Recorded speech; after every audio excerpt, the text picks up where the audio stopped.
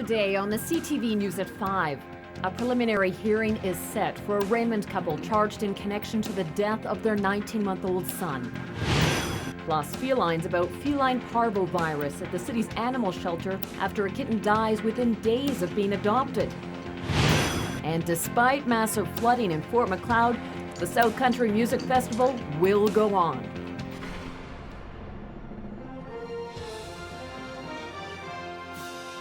CTV News with Jackie Scantlebury.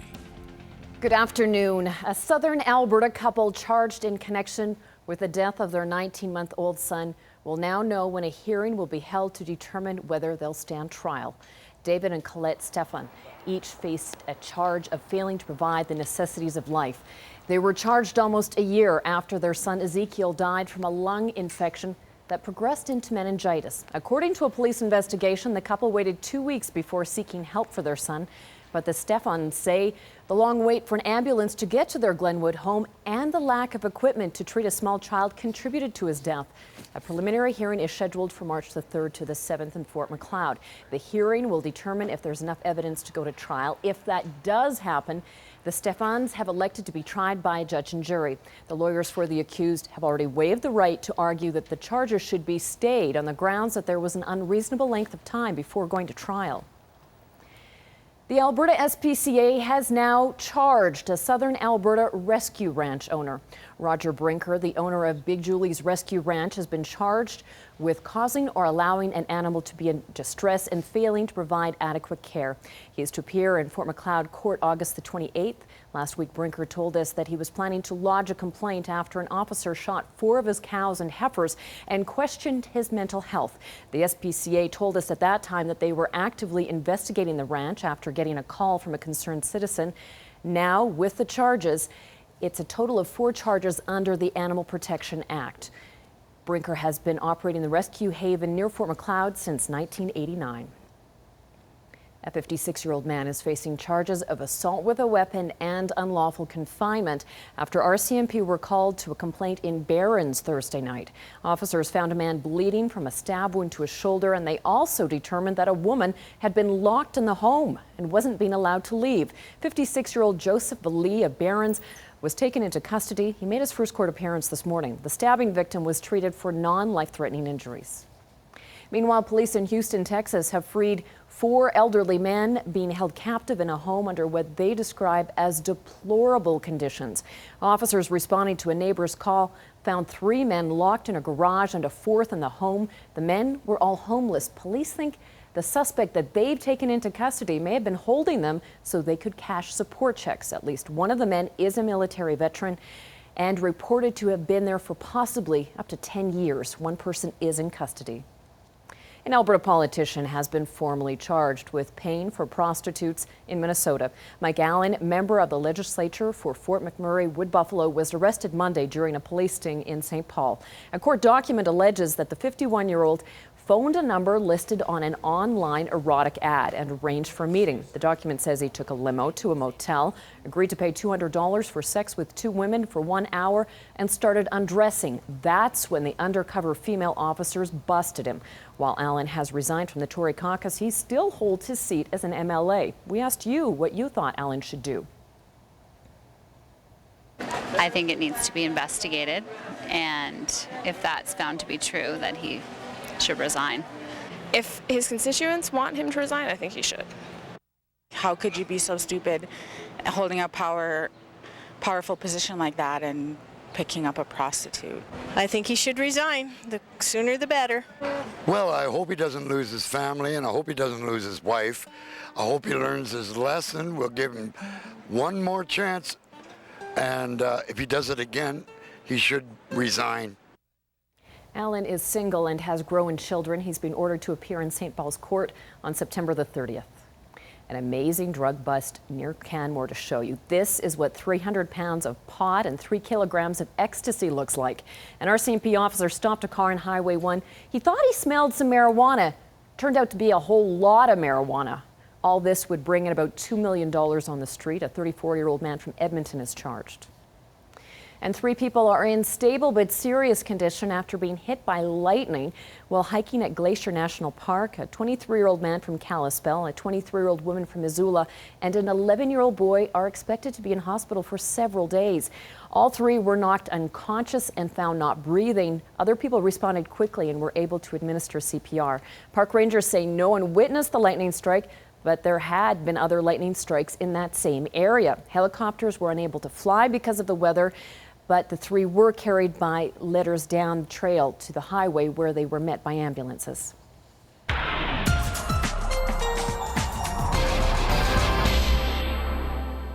This is a busy weekend, Dory, for outdoor activities. Of course, the air show, the Fort McLeod festival coming up, and lots of great heat to go with them. Yeah, absolutely. Plus the weddings. Can you imagine wearing formal clothing when you're going to have temperatures that are in the 30-degree values? Oh, really sticky. Yes, we do have a warm weekend ahead. We have a chance of a thunder shower tonight. We talked about this yesterday. Just the influence of some cooler northwesterly air aloft could trigger a thunder shower, but it's about a 30% chance right now. More so if you're heading into Saskatchewan. We'll talk about that in a couple of minutes. Thank you, Dory. A Lethbridge woman is hoping to raise public awareness after a kitten she adopted died only a week after being brought home from the Lethbridge Animal Shelter.